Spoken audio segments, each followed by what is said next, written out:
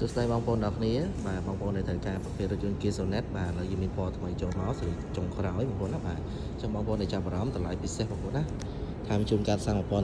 ណាមកទិញឥឡូវបងប្អូនណាបាទ option ទំនើប Kia Sonet ទំហំវាធំបងប្អូនណាប្រវែង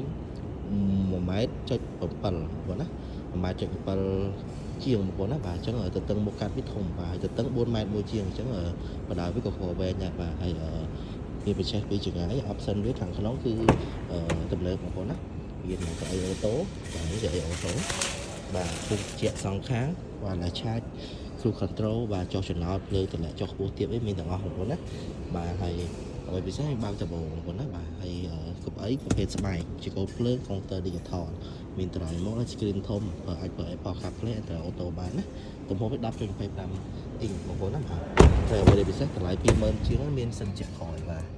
ចឹងតលីទៀតបាទសិនជាមានសិនជាក្រោយទៀតបងប្អូនណាខាងក្រោយតលីមានអាមរ៉េសមានអីហ្នឹងគឺមាន sensor មកក្រោយគ្នាបងប្អូនណាបាទហើយទំហំវាធំ